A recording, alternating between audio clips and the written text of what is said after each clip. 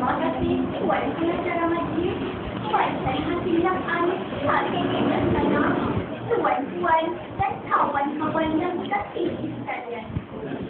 Demi Allah, tidak ada kasih yang lebih paling dari Dia yang beriman kepada Dia saat semua orang ingkar, yang percaya kepada Dia ketika semua mendustakan, yang mengorbankan semua hartanya saat semua berusaha mempertahankannya.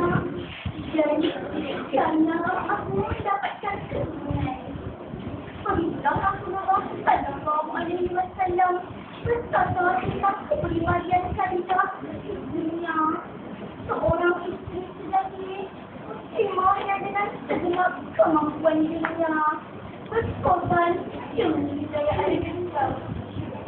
Bersama dengan tadi cerita saya pada hari ini, saya tinggal Siti Khadijah Mustinah Salihah. Para hadirin yang dikasihi sekalian, Siti Khadijah berasal dari keturunan yang terhormat, mempunyai harta kekayaan yang banyak, serta terkenal sebagai wanita yang cerdas dan tegas.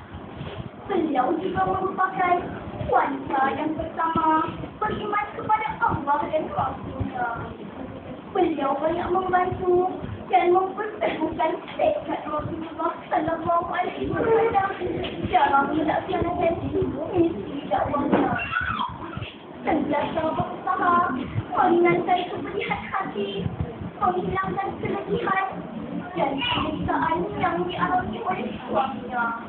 Inilah keistimewaan dan keutamaan Khadijah dalam perjuangan Islam.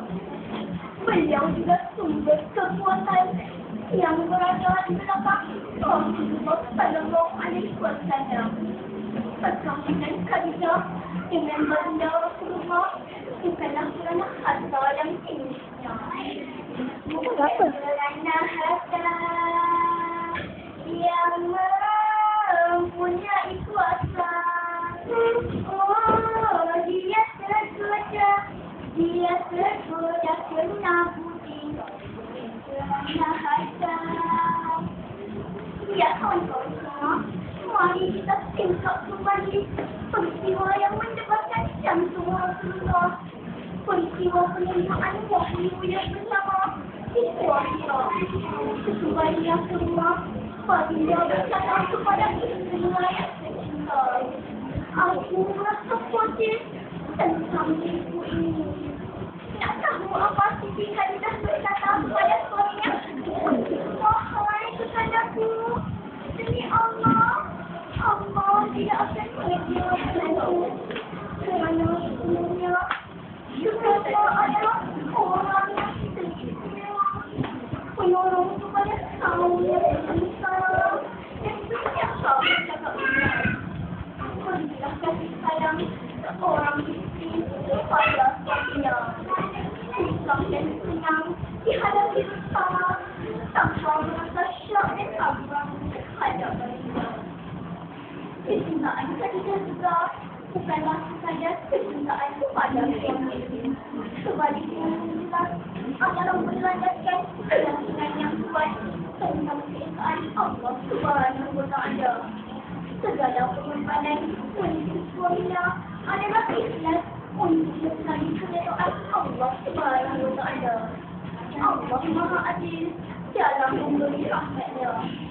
Setiap amalan yang dilakukan dengan penuh keikhlasan pasti akan mendapatkan ganjaran yang berkekalan. Firman Allah dalam surah Al-Nahl ayat 90. Dan firman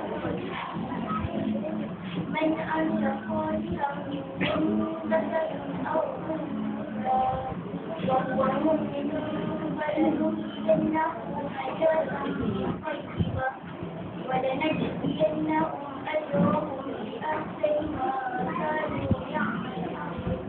Maksudnya, barang siapa yang mengerjakan amalan soleh, baik lelaki ataupun wanita, dalam keadaan beriman, maka sesungguhnya akan kami berikan kepada kehidupan yang baik dan sesungguhnya akan kami berikan balasan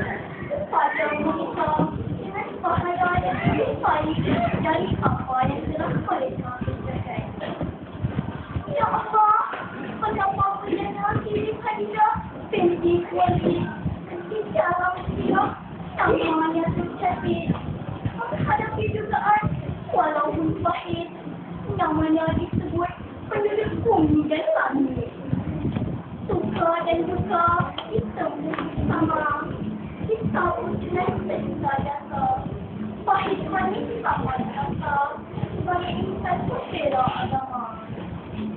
Tak saja mengikut jejakmu, tidak sejak indahnya namamu, tidak setanding baiknya akhlakmu.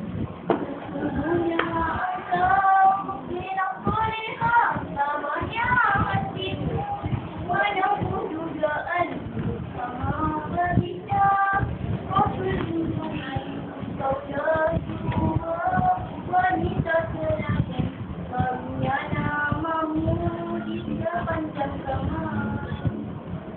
Setelah sekian lama menikmati kehidupan suka dan duka bersama lanjiran, tiba-tiba Allah Subhanahu wa Ta'ala di dalam Islam Siti Khadijah pernah menerima tahun, iaitu 3 tahun sebelum hijrah. Khadijah rahmatullah, inna lillahi wa inna ilaihi raji'un.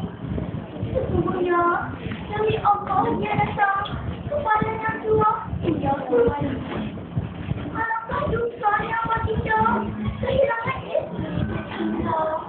Orang yang selama ini memberi pembelaan mendorong bersama dalam dakwahnya. Seorang isteri yang sentiasa mendapatkan baik hati baginda. Ya kawan-kawan semua, peringatan untuk kita yang masih bernyawa ini. Ingatlah, harta yang bertimbun tidak akan menjamin kebahagiaan di dunia maupun di akhirat. Contohlah pengorbanan dan keikhlasan yang dilakukan oleh Siti Khadijah terhadap Allah dan Rasulnya. Wallahu a'lam. Di bahasa Penghubung.